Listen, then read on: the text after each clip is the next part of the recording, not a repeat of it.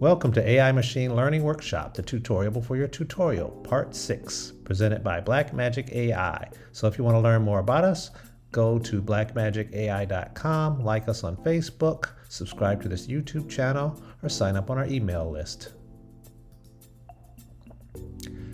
So recall that this tutorial series is divided into two sections, Section A and Section B.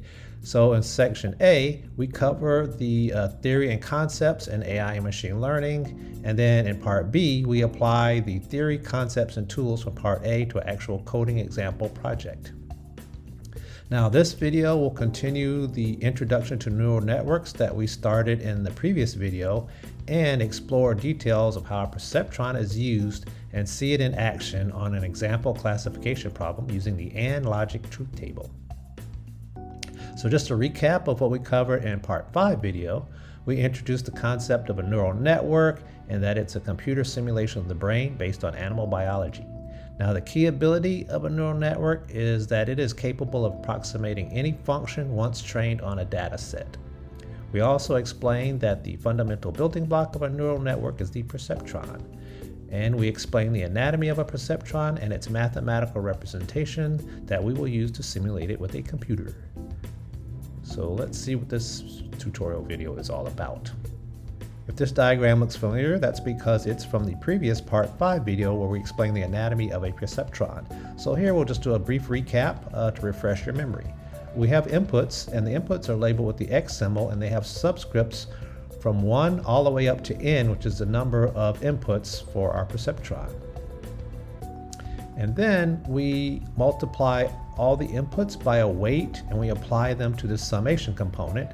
And then after that, we apply the bias to that result and we feed the total result into an activation function, which is then provides us with Y, which is our output. Now remember, an activation function is applied to customize the output, and we'll talk more about that later. And we get an output or outputs depending on the type of problem we are trying to solve. We found that the mathematical representation of our perceptron diagram here is actually the equation of a line in standard form. So that's the standard form. But then when we expanded it into two dimensions or two inputs, we ended up with this term here. So you can see this term includes our first input, x sub 1, multiply it by a weight, and we sum that with the x sub 2 input multiplied by its weight. We subtract the bias, and that is equal to 0. The key property of this equation is that we can feed in inputs x1 and x2 and determine if a point is on the line, in which case the result is equal to 0, or if it's off the line, represented by this expression in the last row can be used to determine if a point is not on the line. If we get an output that is greater than 0 or positive, then that's not on the line. And if we get an output that is negative or less than 0, then we know that point is not on the line. Now we will explain why that's important. Let's talk about perceptrons in action. Here is our familiar friend, the perceptron diagram that we show here with two dimensions or two inputs labeled with the X symbol, subscript 1 and 2. Each input is multiplied by a corresponding weight, summed, the bias is applied, and it's passed through our activation function to get our output or outputs Y. We start at the top with our mathematical representation of this diagram, the perceptron. Now in this example, we're going to step through how a perceptron can be used as a binary classifier, which shows how the ability to classify inputs can be used to solve a wide range of problems. So in this example, we can use this ability to approximate the AND logic function. So recall that machine learning uses neural networks to approximate any function.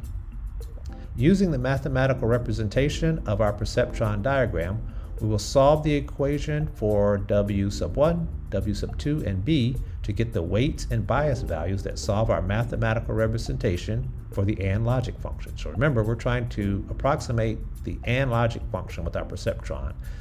Now these values for the weights equal to 1 and the bias 1.5, these are provided for us, but we will explain how to find them later in this tutorial series. But for now, just accept that these are the weights and bias values that help us approximate our AND logic function. We get this expression, which represents our AND logic function perceptron approximation. So let's plot points on the line that cross the axis to illustrate that the mathematical representation of a perceptron represents a line. Right, so you can see at this bottom table we have our inputs into our perceptron, x sub 1 and x sub 2, and then this is our bias value. So for point 1, we're going to plot it on the x sub 1 axis, which is the horizontal axis, and then the x sub 2 value is the vertical axis on our graph here. So let's plot the first point. And you can see there's a first point, there's a second point, and it takes 2 points to define a line. So there we have plotted our mathematical representation of a perceptron using this expression and found that it does represent a line. Now our next step is we're going to plot our x sub 1 and x sub 2 inputs of our AND truth table on the graph and observe where they fall either above or below the line. So let's start with our first point. So remember the AND truth table, if both inputs are 0, the output is 0. If the first input is 0 and the second one is 1, then the output is also 0. So that falls here. Then our next point, if the first point is 1 and the second point is 0, then our output should be 0. And in this case, you can also represent the values true and false using these binary inputs. So we can say 0 represents false and 1 represents true. So the last point in our table, when both inputs are 1, the output is 1. So when both inputs are true, the output is true. And you can see that's represented by this little point, black point, that is above the line. Notice how substituting the AND truth table values into our perceptron mathematical expression plotted points either below or above the line. Notice how this perceptron line can be used to classify the x sub 1 and x sub 2 inputs into two classes, or binary classification, either above or below the line. So if we say that a point above the line represents 1 output or true, and the points below the line represent 0 or false, then our perceptron can be used as a binary classifier to approximate the AND logic function. So you can see here, the one point that is above the line, we can count that as true, and we know the ones below the line can represent 0 or false. Okay, so let's show the actual calculation we use to get these values. All right, so when we plugged in 0, 0, our output was a negative 0.5. When we did 0, 1, we get negative 0.5. We get 1, 0, we get 0.5. And then when we do 1 and 1, or both inputs are true, we get a positive 0.5.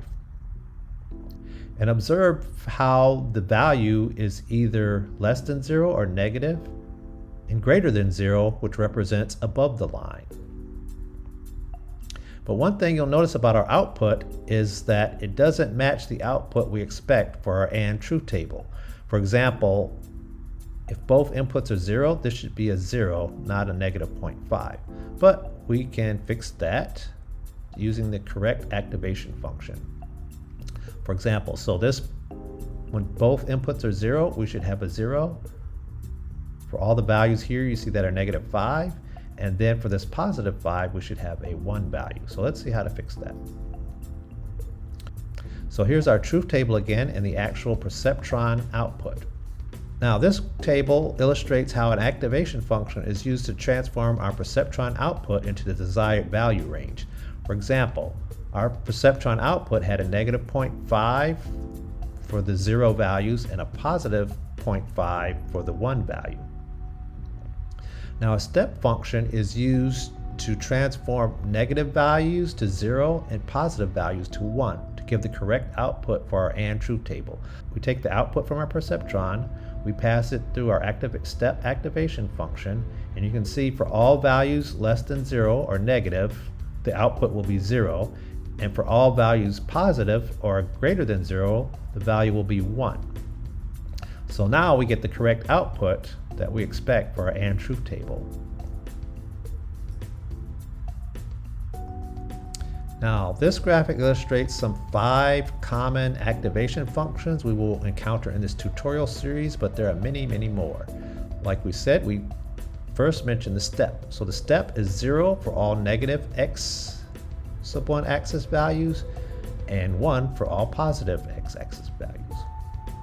Then we have the sign function. So let's say you want to have positive 1 and negative 1 values. Then it's negative 1 for all negative x sub 1 axis values and positive 1 for all positive x sub y values. Now let's say you want to have continuous values and not just these steps from like binary from like 0 or 1 or negative 1 and 1. We can use a sigmoid. In this one, it approaches 1 for positive infinity, so going that way, and then it approaches 0 for negative infinity. So you'll get like continuous values all the way between 0 and 1. And then the hyperbolic tan or tan h function, this approximates 1 for positive infinity and negative 1 for negative infinity. So that's another continuous range between 1 and negative 1. And then the ReLU, or rectified linear unit, this is a popular one we will be using. It's 0 for all negative infinity, and it's a linear line for all positive infinity. Like I said, this is just an example of different activation functions we can use to pass the output of our perceptron to customize the output to a range that or values that we want. So let's see if our perceptron can simulate the exclusive OR logic function. So in the exclusive OR logic function, we have our truth table here on the left. So we have our 2 inputs, binary inputs. We can see that the output for the exclusive OR table is 1 only when the 2 inputs are different, and it's 0 when the 2 inputs are the same. So 0 and 0 produce 0, 0, 1, 1, 0 produce 1, and 1, 1 produces 0. If we plot these points on the same graph that we use for our AND logic function, we see that the values that are 1 or true are these 2 black dots, and the values that are false or 0 are these 2 orange dots. Notice there is no line that can divide the 0s and 1s, so the orange and the black dots, into 2 output classes representing our output. So remember, our output only has 2 classes, 0 and 1, but there's no way we can put the black and orange values on one side of this line or the other. So this illustrates how a single perceptron with the linear activation function is unable to simulate the exclusive OR logic table. But all is not lost, because we can combine multiple perceptrons with nonlinear activation functions into a simple neural network that is capable of performing this binary nonlinear classification. So all is not lost, we can do that, and let's have a preview of that next.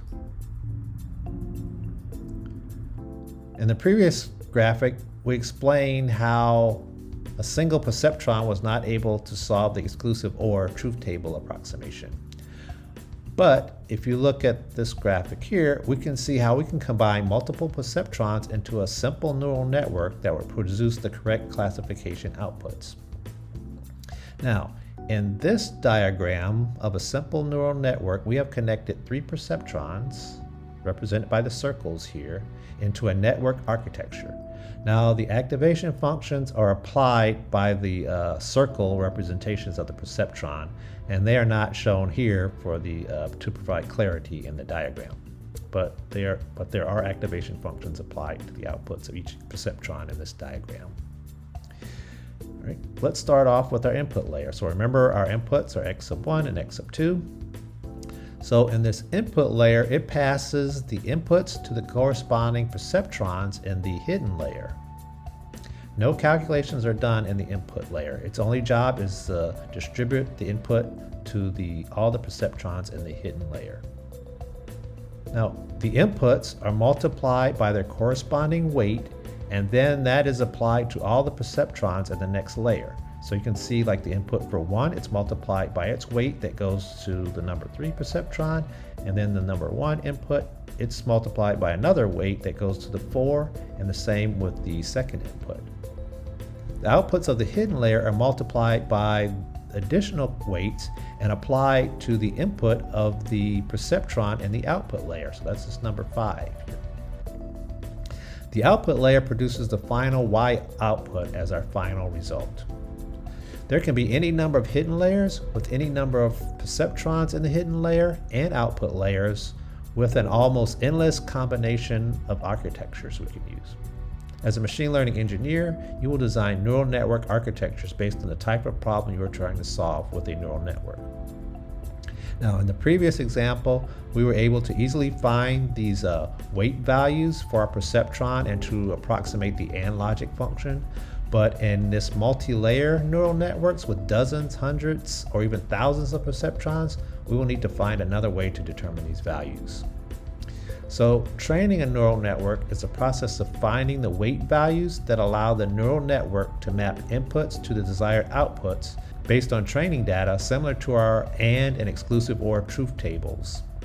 Data tables similar to our AND and exclusive OR truth tables are used to train our neural network and find values for the weights and bias values to use so that we can accurately approximate the desired function with our neural network.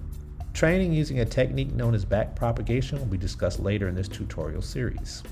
But we are previewing it here to show you what we would cover in the training neural networks using backpropagation tutorial. Now, we were able to solve a binary linear classification problem using a single perceptron, but more complex nonlinear classification problems require network architectures. This is only a preview of neural networks, but we will explore multi-layer neural networks in more detail using the exclusive OR example in the next videos in this tutorial series and for our machine learning project. That concludes this video, so go to blackmagicai.com, like us on Facebook, subscribe to this YouTube channel, sign up on our emailing list, and thank you for watching.